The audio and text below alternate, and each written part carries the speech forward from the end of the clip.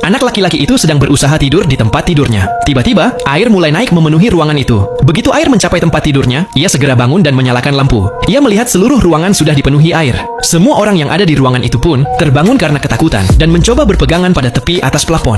Namun air terus naik. Rasanya seolah-olah mereka semua akan tenggelam. Lalu, salah satu anak laki-laki berteriak dan mengatakan kalau di dalam toilet mereka bisa bernapas. Sebelum ia sempat menyelesaikan kalimatnya, permukaan air sudah mencapai plafon. Mereka semua dengan cepat berenang menuju toilet, karena itu satu-satunya harapan mereka. Namun, Exi tidak menuju toilet seperti yang lain. Sebaliknya, ia pergi ke pintu. Ia berusaha membukanya dengan sekuat tenaga, tetapi tekanan air terlalu kuat, sehingga pintu itu bahkan tidak bergerak sedikit pun. Sementara itu, yang lain telah memecahkan pipa pancuran dan mendorongnya ke dalam toilet, agar mereka bisa bernapas menggunakan udara dari luar. Exi tidak menyukai ide bernapas melalui toilet. Ia melihat sekeliling dan menemukan cermin kamar mandi.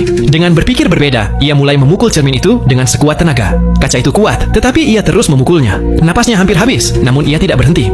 Akhirnya, cermin itu pecah. Air keluar dari ruangan dengan deras, dan yang lain pun berhasil melarikan diri lewat arah itu juga. Mereka semua selamat. Seorang pria botak berdiri tidak jauh dari sana. Ia melihat jam tangannya, menulis sesuatu di buku catatannya, dan berkata, "Ini adalah ujian kalian. Kalian semua menemukan cara masing-masing dan berhasil. Tetapi kalian lupa hal terpenting, yaitu kerja sama tim. Karena itu, salah satu rekan kalian tertinggal." Setelah itu, ujian berikutnya pun dimulai. Kali ini, mereka dibawa ribuan kaki ke atas langit. Mereka harus melompat turun dengan bantuan parasut. Satu persatu semua orang melompat dari pesawat, kecuali satu gadis yang takut untuk melompat.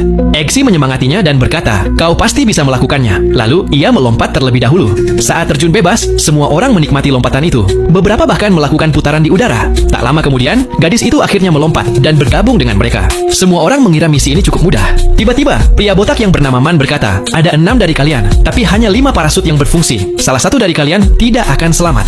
Selain itu, kalian harus mendarat tepat di titik yang telah ditandai di bawah. Jika meleset, kalian gagal dalam ujian ini." Mendengar itu, semua orang ketakutan. Ketegangan meningkat. Exi memberikan sebuah saran. Ia meminta semua orang membentuk lingkaran, saling berpegangan tangan, dan membuka parasut satu persatu. Pada awalnya, semua orang setuju. Mereka mulai membuka parasut satu persatu. Namun, begitu parasut seseorang terbuka dan berfungsi, orang itu langsung melepaskan pegangan dan terbang menjauh. Hal itu terus berulang, sehingga semua orang fokus menyelamatkan diri masing-masing dan melupakan rekan yang lain. Pada akhirnya, hanya 2 orang yang tersisa, yaitu Exi dan seorang gadis. Exi mengatakan kepada gadis itu bahwa salah satu parasut mereka tidak berfungsi. Lalu, mereka jatuh sangat cepat dan waktu hampir habis. Exi lalu berkata, "Peluk aku erat-erat, aku akan membuka parasutnya." Mereka saling mempercayai dan berpegangan erat. Sementara itu, mereka sudah sangat dekat dengan tanah. Pada detik terakhir, Exi membuka parasutnya. Keduanya mendarat dengan selamat, tepat di lokasi yang ditentukan. Semua orang lain gagal dalam ujian karena tidak bisa mendarat di titik yang benar.